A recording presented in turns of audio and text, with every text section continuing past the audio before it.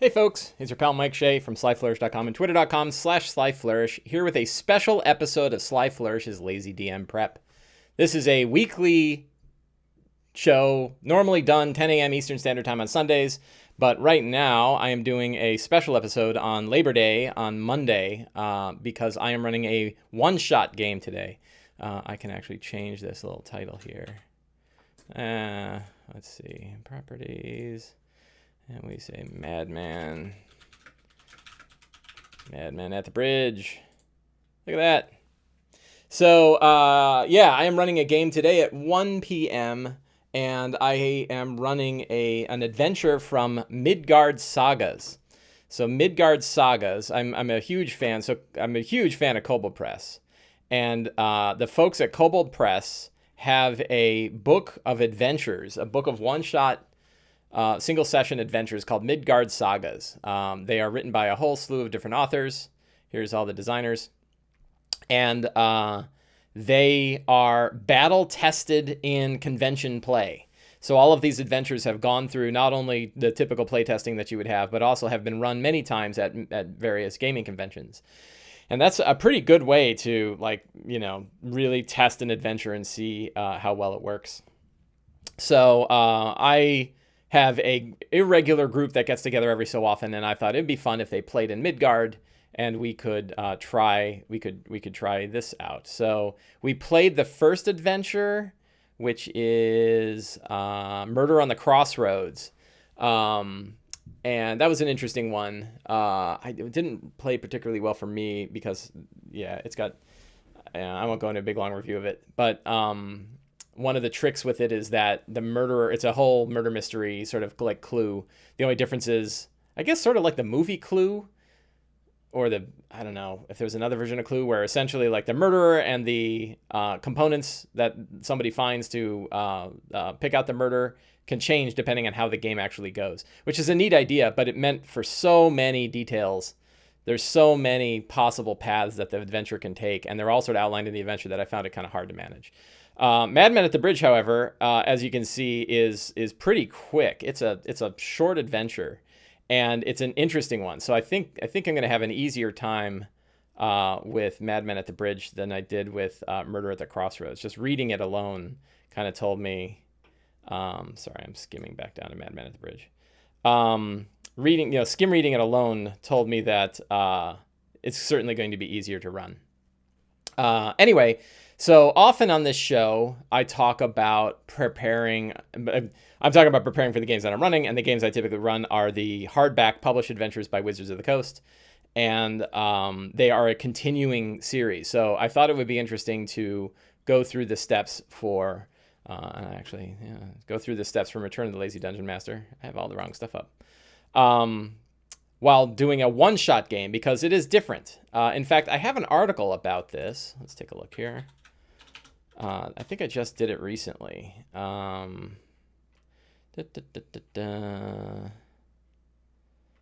Choosing the right steps.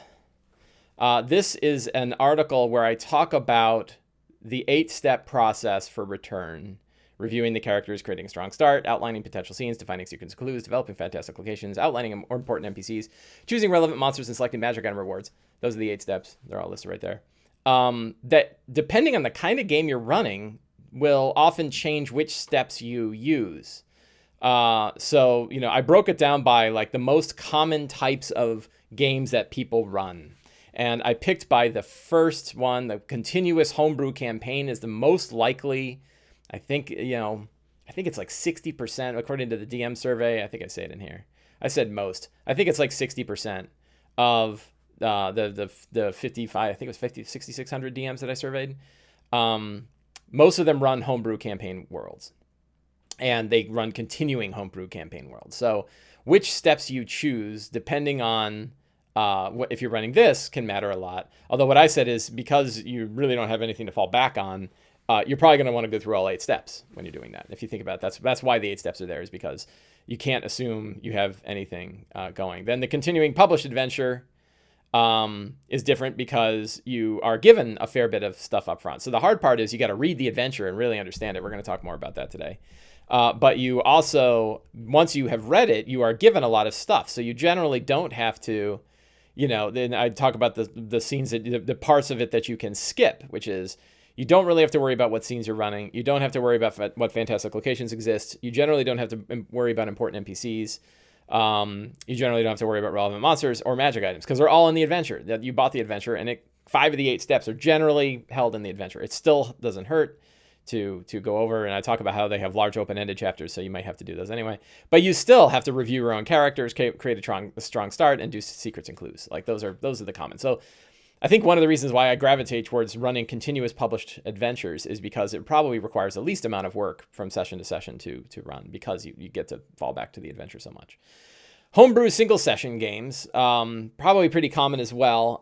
And with this one, you're going to need all 8 steps because you got nothing, right? So if you're running it, the only difference is you probably you may not know anything about the characters yet. So since it's a single session, I don't think I mentioned it in here, right? But since it's a single session, you don't really have characters that you know yet, so you can't really do a lot of prep for the characters. We'll see that today. Then published single session games is what I'm running today. And the difference here is that, like a published adventure, a lot of the work is done for you. And then there's a bunch of steps you can skip, including a step that you can't skip when you're running a continuing one, which is reviewing the characters. Again, we'll talk about that, but I don't have any characters in mind. So, because there aren't any yet. Like, the players have made characters and they're coming to the game with characters today, but I don't really know, and I know very little about them. I actually know something about them in general, but I don't know anything about them in particular. The strong start, hopefully the adventure has a strong start. This one does, so I'm still going to write one out, but I don't need to make one. And then if you think about fantastic locations are in the adventure, NPCs are in the adventure, relevant monsters in the adventure, magic items are in the adventure.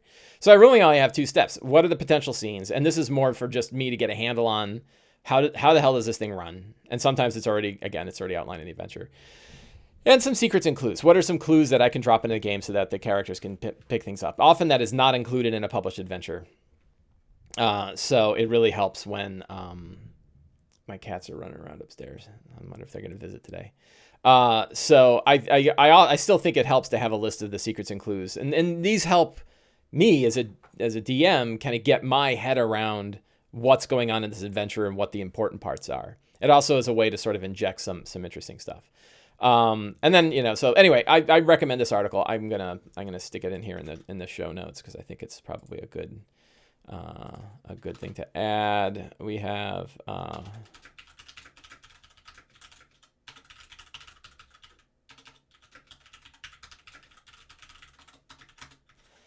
So there we go.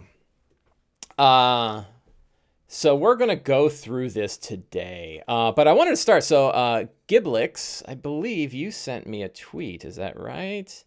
Let me go to my secret window here. I think I just saw it right before I was getting on the show. So Giblix, who is in the chat. By the way, if you're in the chat, please come and say hello. It's always nice to talk to people in chat while I'm doing the show. So Giblix asks, what do you do when things feel too mundane and not epic enough? What are some easy ways to turn up the dial, such as a portal gated mirror? My players ended up saying, wouldn't it have been cool if the gate closed and cut off the arms while doing so? I feel sometimes I missed that last step. That is a tough question. I'll make a couple of points. One is that it's hard to improvise fantastic stuff like that because the most interesting fantastic stuff takes a little bit of time to sort of get your head around. I have a lot of thoughts on this, but a little bit of prep here can help. So one of the areas where I try to make things fantastic in particular, where I try to really turn up the dial, is on, hey, a bunch of people are here today. Evil John, John Schmorgan, Major Lang, John Riss, Varen, lots of stuff. Lots of thoughts equals an article. Maybe, yeah. Let me think about that. Bring in the fantastic, right? And I think Grand DM just posted a tweet that I retweeted just now about how to add a fantastic background. Yeah. Let's see. Bring this one up. Put the tweet in here. DMs occasionally add fantastic imagery, and I reply with occasionally. Why wouldn't we add fantastic imagery all the time? This is part of what makes the world, and I love that picture. That picture is really badass. So the area where I try to drop in the most, kind of the fantastic is in the locations. And one of the reasons why, there's a couple reasons. One is that coming up with a fantastic location is hard to do when you're improvising. You're going to end up going to, in my case, I end up going to cliches a lot of the time if I don't have one. So a lot of times I will take a little time. If I don't have backdrops, if I don't have fantastic locations, I'll try to come up with some. And I have some pretty simple steps for coming up with them, which is what's the name of the location? What's like the big thing? You might say the desert statue. And then you say, what are the interesting features of it? In this case, it's like enormous crouched stone skeleton dragging a giant rock pile across the desert, a huge sword and, cracked desert land or something. So usually it's like, what's one place? Thank you, Evil John. I'm all set. I brought my coffee with me. So usually it's name the location and they give it 3 fantastic features. What are 3 features? These are features that the characters can do something with, or that things that they'll want to know about or explore, or that could be a potential reveal of a secret. So you really don't need a lot for a fantastic location, but it does take a little bit of time ahead of time to sit. It's probably not as hard as a secret, but it takes a little bit of time ahead of time to say, like, what's this place and what are 3 interesting features that this place has? So that's a little different than what you're talking about, though, which is kind of like, how do you come up with a fantastic situation? How do you come up with a fantastic situation? Let's see. Here's your post. How do you come up with a fantastic situation on the spot? And that's harder to do as well. Part of it is like your players might say things or hint at things and you can kind of go with it. So this is one where having, kind of working the improv with your players can work really well. If they said afterwards, wouldn't it have been cool? And then you're like, yeah, that would have been cool. But if they say something like, does his arms get cut off? And you're like, yeah. Right. So there are scenes where, like I remember I just this past week, the players were fighting a bunch of bullywugs, and one of the bullywug shaman was like up on a tower, and the guy said, I want to jump up onto that statue and basically smash through the tower using he had some special barbarian ability that let him do stuff. And he's like, I'm not just going to hit the guy in the tower. I want to hit the tower. And he did. And like the whole tower collapsed, right? He came in like a meteor, and it was so big and epic. And everybody's like, wow, that was really cool. And then later a guy wanted to use lightning lure, but instead of wanting to use it on a character, he wanted to use it in this huge stone sword that was above him and kind of use lightning. And I was like, a big blast of crack lightning hits the sword and he pulls it with lightning lure. He rolled an Arcana check as well to do it. And the sword went slamming down and killed a giant frog they were fighting. So, the 100-foot tall sword, stone sword smashed down on a frog. It was pretty cool. And the frog exploded out. And the frog had been eating all the treasure of the bullywugs. The bullywugs put treasure in its belly and it exploded and it blew up like a Diablo monster, spewing magic items everywhere, including a crown. So I think that going with the improv of your players is a good one. When the things are actually existing. And then the other one, and I'm just, it's probably a little, it's probably not the easiest or the best advice in the world, but, I'll go with Stephen King's advice. Stephen King, his advice is probably worth considering. And he says, if you want to be a good writer, you read a lot and you write a lot. So I would argue that if you want to be a good DM, you should run a lot of games and play a lot of games. But also, I think you should, I hate to say like you should. I know what I do, which is I try to absorb as much fiction as possible. I watch movies. I just watched John Wick 3 last night, and then that's a crazy action movie with all sorts of crazy stuff going on. And the more like good fiction we fill our minds with, the better, the more kind of connections we're creating in our head to help. I didn't bring up the other tweet. I was going to bring up this tweet. I got so many windows open. The more we fill our heads with great fiction, the more likely we, I don't know if this is scientifically true, but we're sort of building the synapses in our head. We're building we're training our neural network to be able to come up with things like that. And even if we do kind of grab that one thing from that one movie and drag it into our game, sometimes that works great. Even if they recognize that it came from a movie, it works really well. So I think, kind of fixing up, Yeah, Orcs in the Woods and a gloom-stalked John Rambo. Right. So, like, you know, and it doesn't have to be genre-specific fiction, science fiction and action movies and everything else. We kind of fill our heads. Eberron. Like, Eberron is a whole campaign setting that's built on pop fiction, right? Everything from, you know, film noir to Raiders of the Lost Ark is kind of jammed into that, you know, and jammed into that setting. So, yeah, fill your head. If I'm going to answer your question simply, I can tell you what I do. I don't know what everybody does, and I don't know if this is always the best advice, so take it all with a grain of salt. But I'd say, like, build fantastic locations, because those kind of really help, and that is something you can do ahead of time. And I would say then, for these fantastic situations, try to go with the players when they come up with an interesting one on the spot. Like, work with them. If they off the cuff kind of say something, go with it. And then second is fill your head with a lot of pop fiction and cool fiction. You read a lot of books, you know. I'm trying to, like, stop reading Facebook and Reddit and try to read more novels. So I'm reading, you know, a lot of Stephen King these days, and you know, and watch good movies. You know, watch fun action movies, and try to steal, you know, fill your head with all those ideas and steal where you can. So I hope that answers your question. Those are just a couple suggestions. I'm sure there's a million more. It's the whole sort of bigger question of, like, where do good ideas come from? And nobody has a really great answer to that other than, you know, fill your head with good ideas, and hopefully things fire up. Any other things we want to talk about today, by the way, feel free to talk in chat and we can chat about it. This is going to be a pretty lightweight session. I don't have a ton of prep to do. I already did a little bit of prep.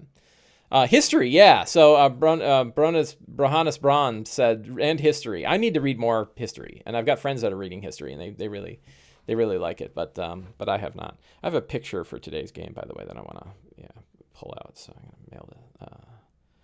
Where do we put this? I guess I'll mail it to myself. I should have had this ready before I started.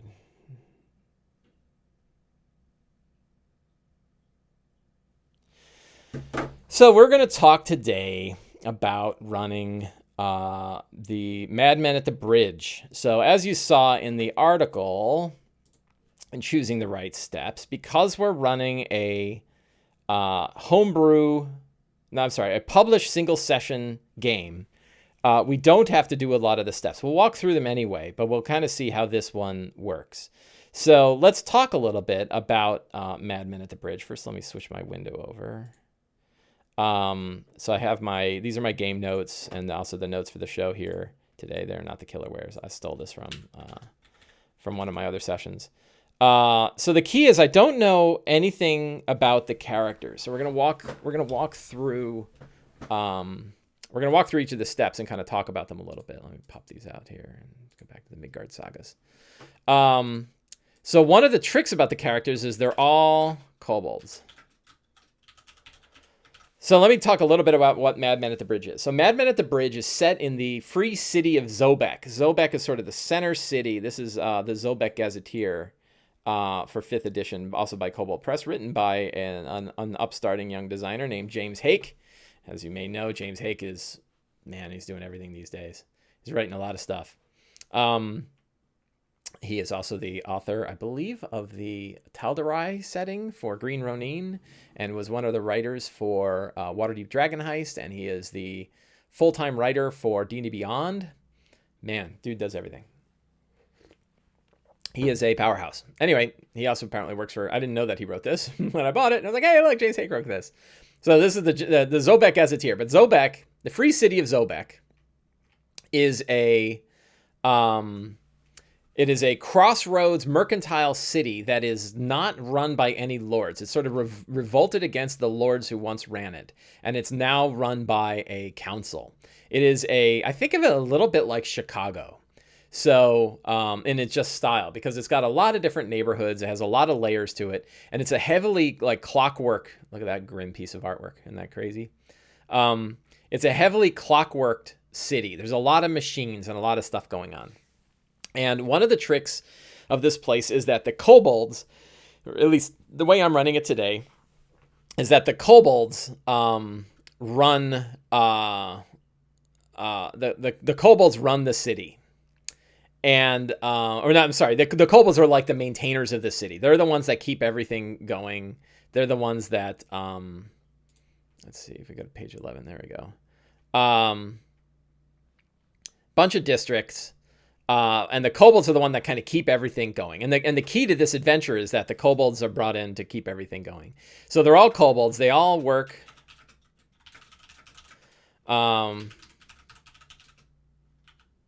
They all work for a group called Subsection 4. And Subsection 4, I'm just making this up as I go. Subsection 4 is a group of kobold maintenance people who are like they're like the tier 2. So because of their vast amount of experience and use, they are sent in to troubleshoot harder problems when lesser problems are handled by lesser kobolds. They have a boss. Let's go to find a kobold name generator. Fantasy name generator, kobolds. Go to random generator. This is urban. That's an urban spice name generator. I don't know what that. Kobold name generator. I like Snake. Snake.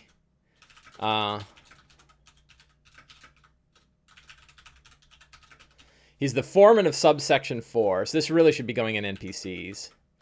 And his character archetype... I don't know. Danny DeVito from Taxi. I don't know if a lot of people have seen Taxi these days. It's an old show. But, you know, he's just, you know, hair coming out of the sides of his head. He's as wide as he is tall. And he's just like, what? You know, he just gives him crap and makes fun of him all the time. And he's going to be a fun, you know, he's a fun guy. He's kind of a coward, but he's also bossy. He's the worst boss, right? He's the worst boss you've had is this guy. And the story of the adventure is that the characters are sent to investigate a problem, which is the Puffin Bridge has stopped. The Puffin Bridge is a drawbridge, is a main drawbridge. Somewhere in here is a map. I don't know where the map is. That was like 50 something.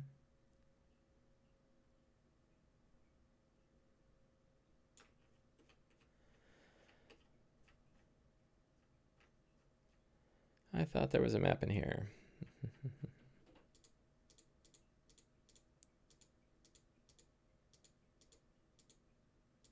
There's the map. So the Puffin Bridge is right here in the lower right, and it connects the city to all of the eastern trade routes. So there isn't really a good, you know, a good way. I'm pretty sure that's the Puffin Bridge. Yeah, that's the Puffin Bridge. Although it looks like there's another bridge right up here. But that one's not strong enough. The Puffin Bridge is where all of the heavy cargo has to come across. And the drawbridge has gone up and is not coming back down. And it's early in the day, and the traffic is going to get really bad really soon. And there's all kinds of problems with the bridge being stuck down.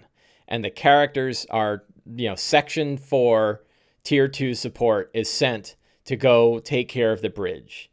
And the characters are told that there's a couple of clockworks that are already on the scene. Go talk to the clockworks and find out what's going on. It's your job. Go do it, right? Figure this problem out.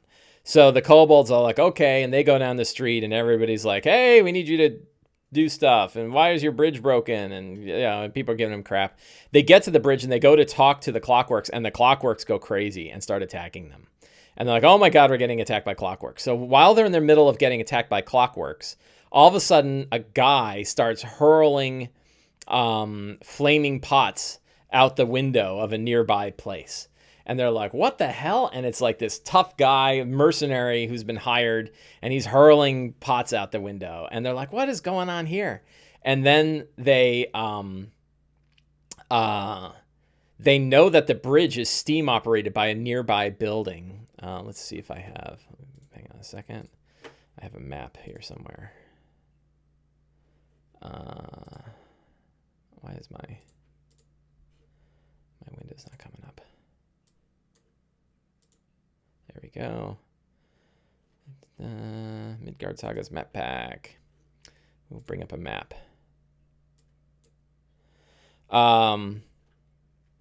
Is that showing up in the thing? Yes, it is. So this is the whole map of the area. This is like the player version of the map. Let me pull up the DM map because it's got.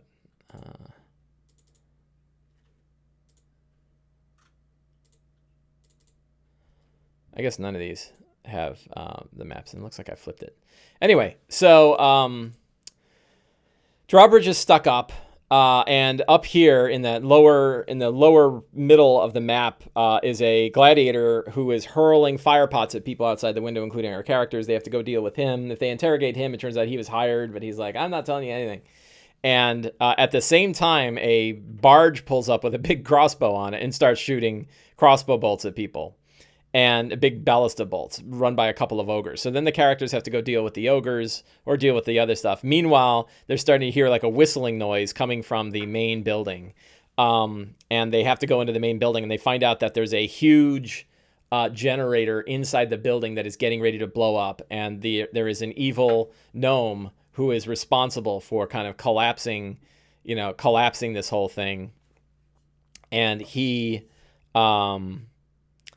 has to be stopped, and the whole thing has to be fixed, or else the bridge will be stuck permanent because the boiler is going to explode. So they have to like prevent the boiling explosion. So the way that this adventure runs is basically one huge multi-part encounter, and every part of the encounter is led into by the next part of the encounter.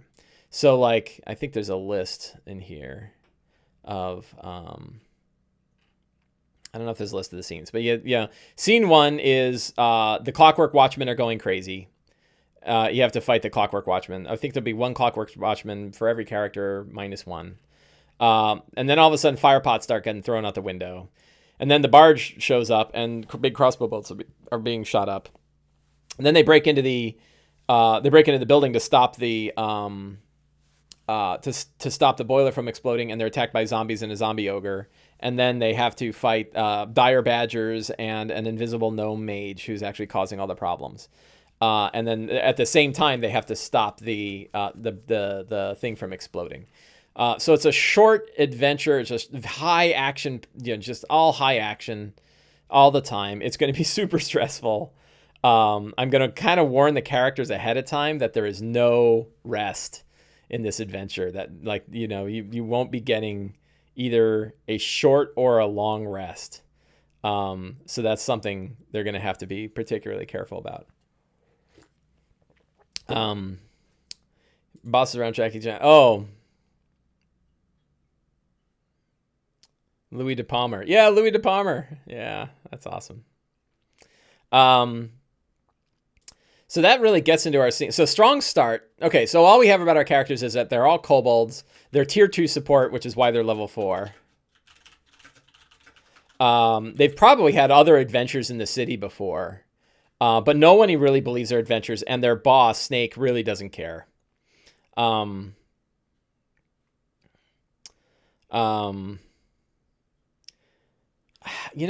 might be better. I think we're going to call him Louis. Louis the Kobold Foreman. Louis Snake Palm. Not bad. So the strong start, we don't really need a strong start. Like I already know where this is, where it's going to begin.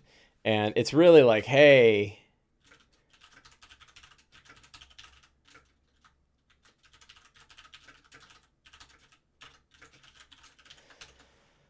oh, always eating a sandwich. Right. Perfect. That is absolutely perfect. Wasn't that like whenever they tried to show Pippin, or I guess it was Meriadoc, right? Whenever they showed Meriadoc, Merry in Lord of the Rings, he always had to be eating something. I always thought that was pretty funny. So our scenes are pretty straightforward. I'm putting them out here. Kithri 210 says, "Hey, I was just watching Bob Ross. I can't believe I beat out Bob Ross. Today we're going to talk about Happy Little Madmen." and enjoy some coffee and prepare a D&D game. So scenes are 1, 0. We'll get nerdy and start with scene 0. And scene 0 is Louis' orders. Scene 1. Oh, my mom is here. Hi, Mom. How are you? Scene 1 is crazy clockworks, fire pots out the window. 3 is ogre ballista. 4 is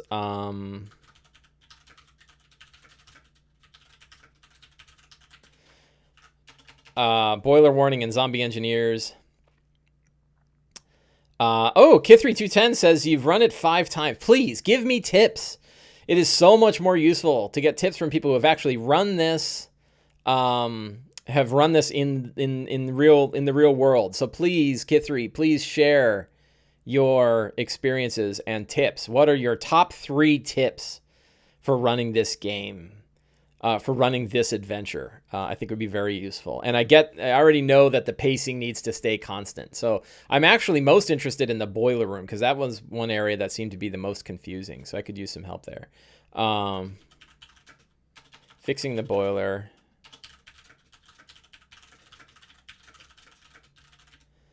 Fixing the boiler and dealing with the mage.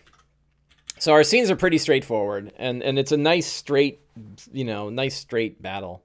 I got one thing I wanted to show, which is I cheated a little bit, and I made a Dwarven Forge setup for this because I was like, this is a cool, why can't I just save this somewhere? Save to desktop. Close. I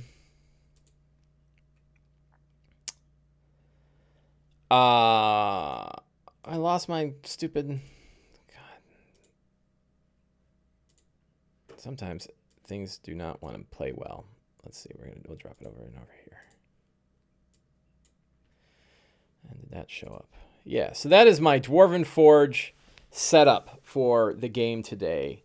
It's not far from the map, that's the map of the actual location. And keep in mind that some of these locations are split up. And the other trick is that the building on the upper right, by the way, my cats jumped on this last night, so it's all cracked up and I got to go fix it before the game. But the game's not till 1, so I got plenty of time. And that's here. So that building with the t-shirt sitting on top of it is actually a multi-story one that goes underneath. So I left it open because that's one where they're going to be jumping inside. But there's a couple areas. So the one with the crenellations, that is where the Madman will be, or the gladiator will be hurling fire pots out from there. So that gives them some interesting things. And if they break in the house across the way, the one with the big steeple, is where it's a little bit easier to get into the main area, and that might be one of the secrets. So we'll have to let's see. We'll add a secret or clue. The southern.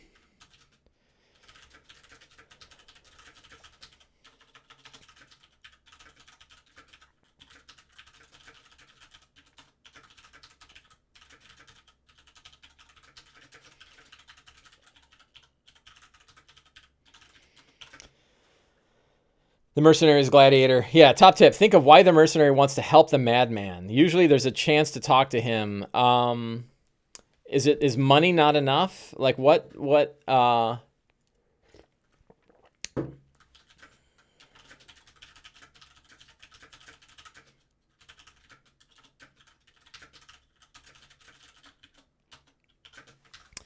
I mean, his motivation could be just like who wouldn't take a bunch of money to throw fire out the window? Like, fire's cool. Could be one motivation. Is there another interesting reason? Could it be that he also believes in the totalitarian, come see the oppression inherent in the system?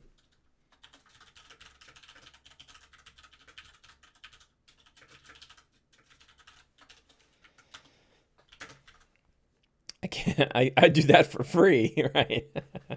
I don't know. That's a couple of reasons. I'm kind of considering. So Kithri, what do you think about like so the motivation of the gnome? Could he be from a rival? You know, could he be a kobold instead of a gnome?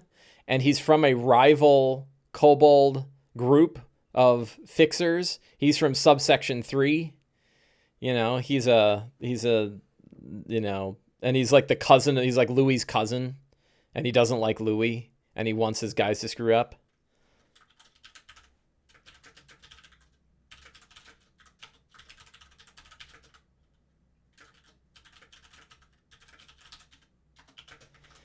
The motivation for the gnome to do all of this, I think, is a little bit in question. Yeah, I definitely like the idea of the social interaction with the you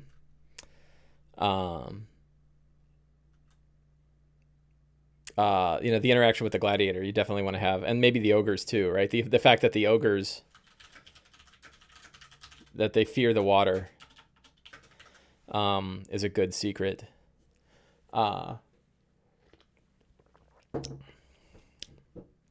What else? What else could we throw in here? This is about to turn into a game of paranoia. Yeah.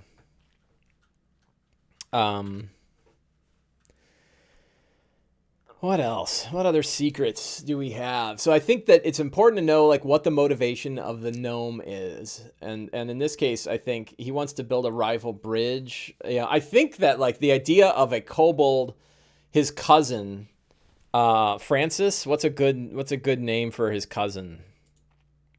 He's actually pretending to be a gnome, but he's really a kobold. And, you know, let's grab some other names. What's a good name from the Taxi? Who are the characters in Taxi?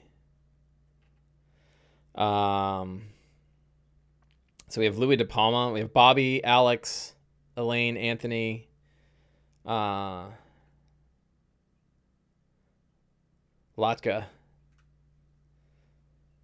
Could use anything, of course. Midgard has some nifty lore about gnomes. I use deep evil liaisons with Baba Yaga from Midgard lowers gnomes motivation. Yeah, I think I want to keep it Reverend Jim. That's not bad. Louis has a cousin, Reverend Jim. Yeah, I like that. All right, we're gonna have another NPC.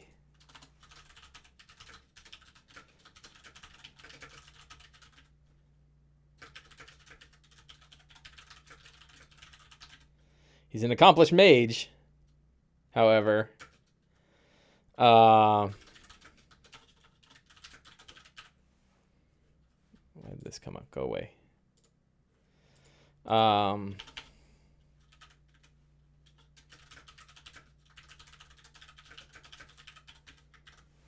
He wants subsection 4 to fail. So his whole thing is like, if I can get the bridge to blow up, and I know that subsection 4, tier 2, is going to go in, and if they fail, then subsection 3 will get, you know, the new contract, and we'll be better off. And I hate Louis. So this is really two cousins that hate each other, right?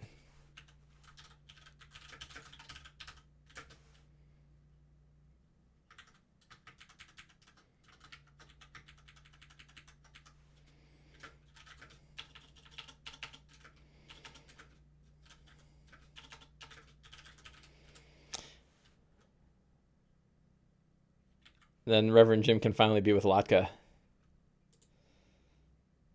Yeah. So, oh man, I mean, we got to do, so the gladiator, does the gladiator have a name in the adventure? Let's take a look.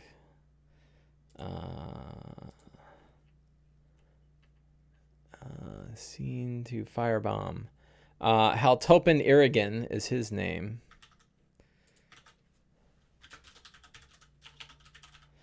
But I think he's got to be... Jim Ignatowski was... Isn't that... yeah, Christopher Lloyd. So I think he's going to be the one that acts like Christopher Lloyd.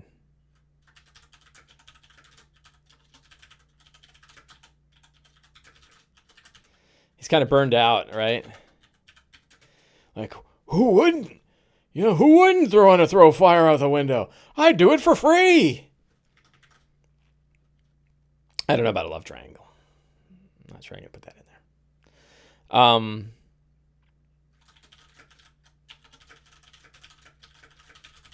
Loves to throw fire out the window. That's his favorite thing to do.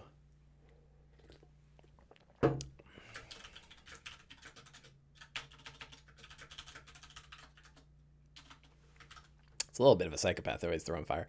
He's probably not trying to... He'll hit the kobolds, but he won't really hit... He doesn't go after people, I don't think. He just goes after stuff. And then we have the ogres. So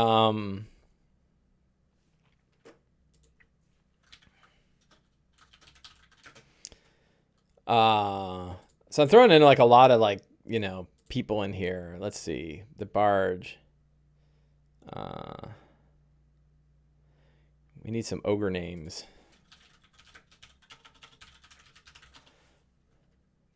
Ogre name generator. Look at this group. I wonder how they decide how to get an ogre name. Let's go with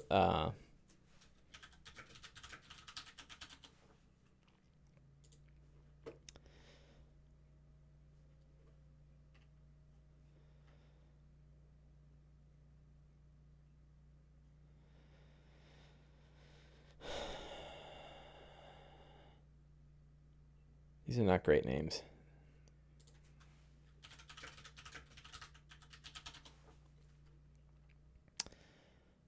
Let's see. Ogre name generator. These are better. Org and Toig.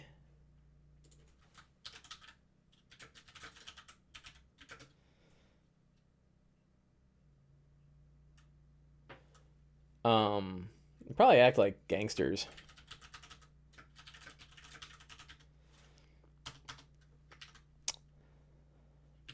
So I think that's pretty good as far as NPCs go. Probably don't have to worry about too much. Monsters, we have clockworks. We have ogres. We have a gladiator. Zombie. Ogre zombie. Dire badgers, which are death... which are actually death dogs. Mage. I think that's about it.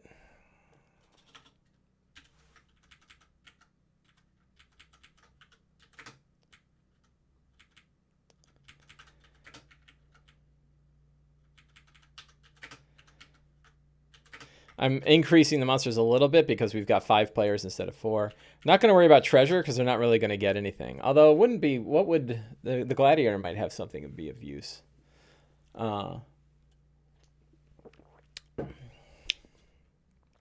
It'd be nice for them to sort of pick up a magic weapon or a magic item earlier. You can't go wrong with like a wand and a sword.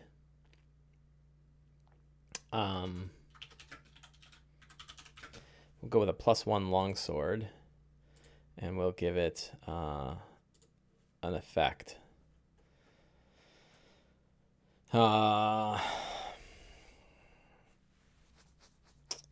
Destructive wave. What's that like?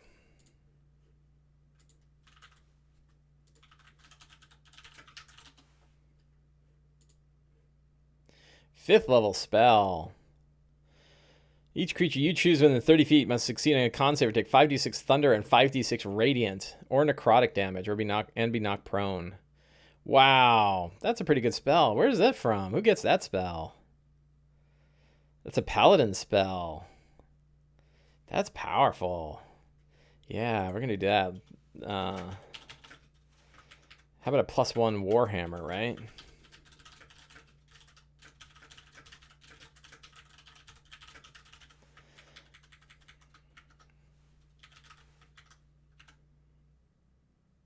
Sorry, this module is available in Midgard Sagas. Let's take a look.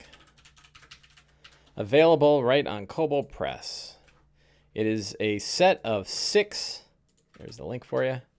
It is 6, I think. 1, 2, 3, 4, 5. Yeah, 6 single session adventures that are from level 3 to 8. You could probably play them with a single set of characters, but they're sort of all over the place as far as location. So it's not really a campaign. I think if one were going to play a campaign adventure, I would probably go with Tales of the Old Margrave. Tales of the Old Margrave is here. And this one is a level 1 to 10 adventure with 1 adventure per character that are all tied together. So I think that's probably a better set of interconnected adventures. It's not really, this isn't like a campaign adventure exactly. It's a bunch of individual adventures, but they're all tied together. They're all level appropriate, and they're all tied together in this single Margrave adventure. And then, of course, later this year, I think we're getting the Kingdom of the Ghouls, Empire of the Ghouls. So that'll be a good one too. Lots of adventures here that they have. Court of the Shadow Fae. Kobold Press, I'd argue, is the best third-party publisher for 5th edition. They publish amazing stuff. Really, really great. Let's try. Is this by popularity? Show by popularity. Let's get their most popular stuff up top. Yeah, they just have so much, so much stuff available. So many adventures. They have all the Warlock lairs. Hey, including this guy. Lost Temple of Anaxapogeon. Happens to be written by, oh, that's right, Mike Shea. AKA Sly Flourish. Always be branding. Yeah, so besides the fact that I've written for them, they are really the best third-party publisher for 5th edition stuff. I love their products. I back their Kickstarters. I buy almost everything they put out. I subscribe to their Patreon. I love their stuff, and they have so many things, and they have a lot of character-driven stuff too. Like they have many new player, classes and or class builds and races and other things. So a lot of times when I see people complaining about not having enough 5th edition material, I kind of shake my head because it's like, if you like, this stuff has been play tested, like it's good, right? It's probably, I'd argue, it's probably as good as the stuff coming out of WotC. So, I mean, the stuff from WotC is really good, but so is this stuff. So, I don't know why I would say some stuff is not allowed and some stuff is. I would probably, I would certainly, if I was playing a Midgard campaign, I would run Midgard character options, but I probably also allow those character options if people found them and liked them. The only trick is they're not in D&D Beyond, which is a real bummer. If there's a way to get this stuff in D&D Beyond, man, it'd be a killer. But I think D&D Beyond is sticking to first party and very, very select partners, which is kind of a bummer. But I think this stuff is available on Roll20, so you could at least do it there. Anyway, really good stuff. So that's the adventure I'm running today is this guy, Madman at the Bridge, which is a really good one. What I also like is this was written by Wolfgang Bauer himself, right? So Ben McFarlane did the conversion for 5th edition, but this is an adventure written for 3.5 that Wolfgang Bauer himself did. So I always kind of like, it's like, it's pretty cool to get one written by the guy who's actually running all of Kobold Press. So we've got NPCs. Fantastic locations are all in the book on the adventure. So we really don't need to do that today. Which leaves us with probably a few more secrets and clues to throw in here. So what other thing? Oh, wait, Kithri's got some stuff. Here we go. 3 tips. Mercenary Gladiator could have clues about what and why the gnome is trying to do so the party can do a little investigation. Yeah.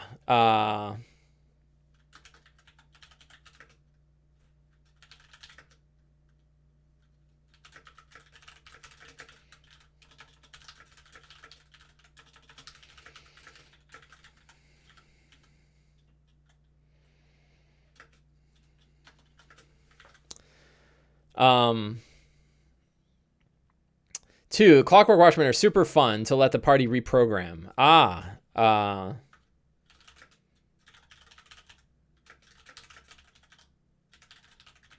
That's interesting. Make it clear that the zombies are missing bridge engineers.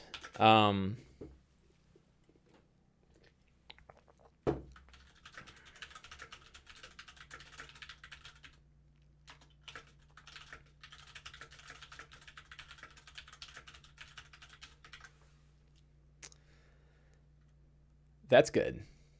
So a tricky bit. So let me jump with my 7 remaining minutes. Let me talk about the harder part, which I didn't really get, and I might have to spend a little time on. And that's the boiler room scene. So the idea here is that, so one question, and Kithri, maybe you can answer this for me. How do the characters, so the characters are busy getting fire thrown on them, fighting clockworks, and getting shot by giant ballista. How do they know to go into the building? Do they start to hear that the bridge is going to, like, that? When does the urgency come up that the bridge is going to blow up, right? You don't want them to rest. But they need to know to get in the engine house, and that, maybe they start to hear a whistling sound and they know that it's trouble.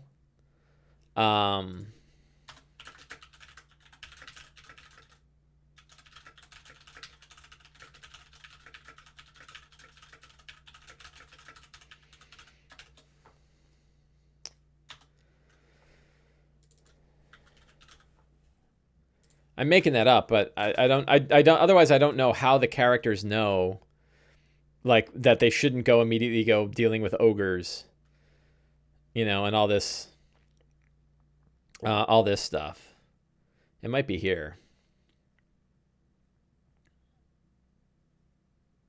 Like, when do they know that something's wrong with the engine house that really needs to be fixed right away?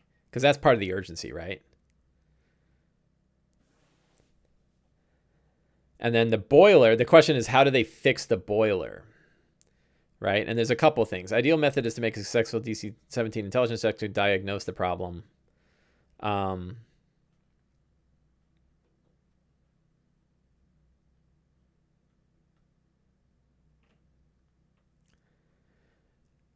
Yeah, the boiler is whistling and the fire is roaring.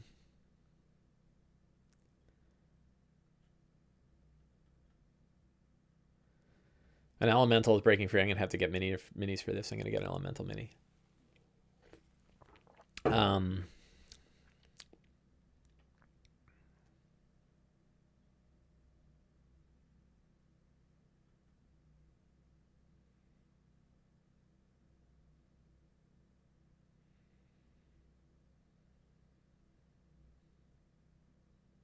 Gotcha. So there's a big traffic jam outside of Zobek. So they know they need to get in there, but then there's also, like, it's going to blow up. I guess they don't know it's going to blow up until they actually get into it. But I think that, like, one dial to kind of up the urgency would be that they can actually, while they're still on the street, they can tell something's wrong with the boiler and that it's getting worse. And then they know, like, we got to get in there. So that can sort of steer them away from constantly dealing with the street stuff, or deciding, like, wow, we need to take a short rest. It's like, you're not going to take a short rest. If you take a short rest, things blow up. I like that.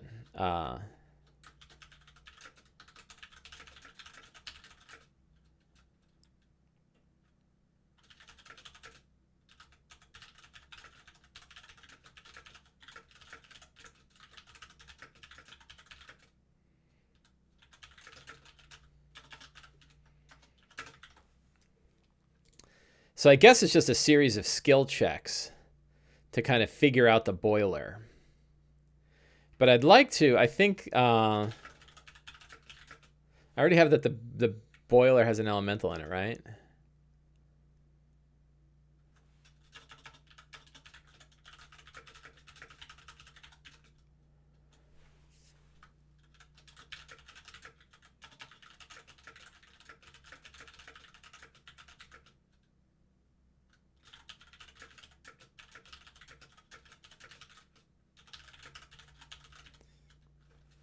So it's almost like a nuclear reactor, right? You've got water that's coming in. The water has to continually flow in. If the water doesn't flow in, if the water stops flowing in, it will get too hot. And then when the water does come back in, it will burn and immediately turn to steam and explode. So instead of the hot water boiler going, it could potentially explode. So you've got to kind of figure out I think there was a whole thing about transferring the rotary motion of the steam turbine to a linear motion of a hydraulic pressure of the pull to lift the puffin bridge.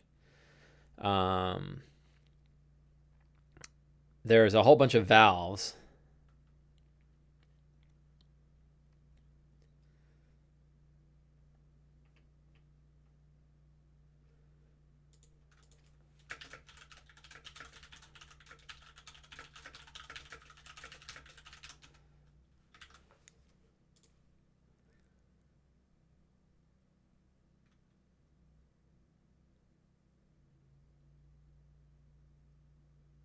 These skill checks are really high. DC 22. That's a very high skill check.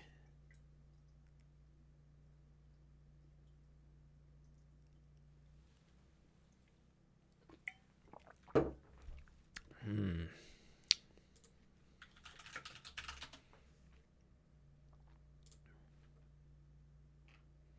need a diagram of a steam engine.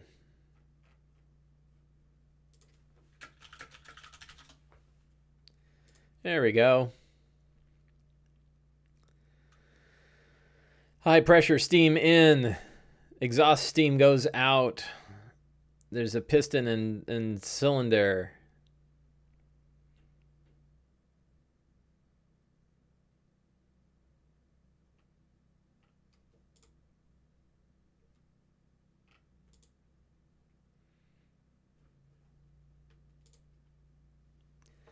Popping rivets from a boiler hit pretty hard. That's been a key motivator and hint to the party. Need to destroy water or cool down or sever pipes. In my games, there are many opportunities to get tools with help with skill checks. Maybe in the past the boiler has been temperamental, so they set up a warning system. Yeah, I think just like having a big gout of steam, like as a pipe bursts and steam just starts pouring out of the road, and like these kobolds have dealt, they're tier 2, so they're smart. And they look at it like, oh my God, if that pipe bursts, that means something's really wrong with the boiler and it's going to get worse. And we got to go down there and mess with it right now. So I guess I'm going to wing a lot of this. Although I think kind of taking a look at like how a steam engine works can kind of help, right? Which is essentially you have 2 sets of steam coming in. Where's the heat in this? I guess it's heating the you know, that's where the steam part comes from. But here we go. Combustion, water, steam. Moves